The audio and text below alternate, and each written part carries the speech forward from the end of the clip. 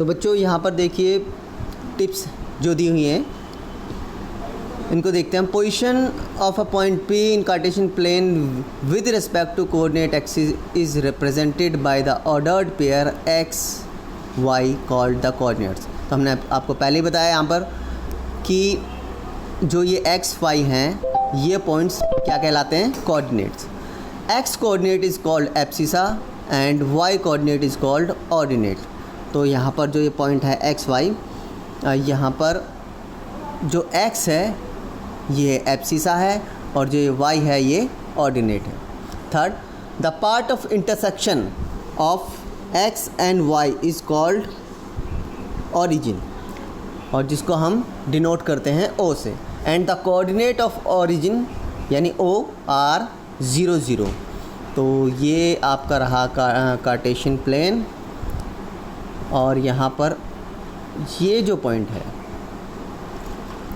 है ये कहलाता है ऑरिजिन, और इसके जो कोऑर्डिनेट्स होंगे वो क्या होंगे, 0 0। सॉरी, इसके जो पॉइंट्स होंगे वो ये पॉइंट होगा O, और इसके कोऑर्डिनेट्स होंगे 0 0, यानी x भी यहाँ पर 0 है और y भी 0 है, दोनों इंटरसेक्ट कर रहे हैं एक दूसरे को। Okay, next, any point on the x axis is called the is of the form x0। x axis पर अगर कोई पॉइंट है तो वो x0 की फॉर्म में होगा। यानी यहाँ पर मान लिया यहाँ पर कोई पॉइंट है, जैसे पॉइंट A दिया हुआ है तो यहाँ 4 0 है ना, तो x की वैल्यू यहाँ पर चेंज होती रहेगी, 3 हो सकती है, 4 हो सकती है, 5 हो सकती है, लेकिन y की वैल्यू यानी ऑर्डिनेट की वैल्यू हमेशा 0 रहेगी। तो कई बार ये क्वेश्चन भी पूछा जाता है आपसे कि अगर कोई लाइन x एक्सिस को कट करती है तो उस पॉइंट पर y की वैल्यू क्या होगी, यानी ऑर्डिनेट की वैल्यू क्या होगी। तो अगर x एक्सिस को कोई भी पॉइंट या कोई भी लाइन कट करती है तो उस पॉइंट पर, उस इंटरसेक्शन वाले पॉइंट पर जहाँ पर कट कर रही है उस पॉइंट पर y की वैल्यू हमेशा 0 रहेगी। और सिमिलरली अगर कोई लाइन या कोई पॉइंट y को कट करता है या y पर कट करती है लाइन, तो उस पॉइंट पर x की वैल्यू 0 रहेगी। ओके, तो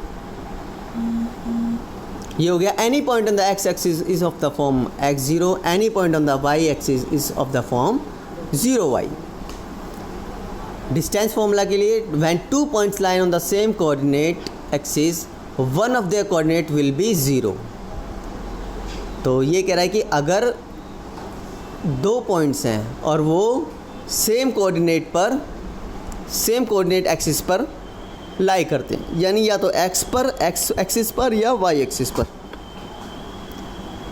तो उनमें से एक कोऑर्डिनेट की वैल्यू 0 रहेगी, या तो एब्सिसा की 0 रहेगी या ऑर्डिनेट की 0 रहेगी। अब आप ये बताइए, ये क्वेश्चन आपके लिए कि अगर x एक्सिस पर है तो किसकी वैल्यू 0 रहेगी, एब्सिसा की या ऑर्डिनेट की।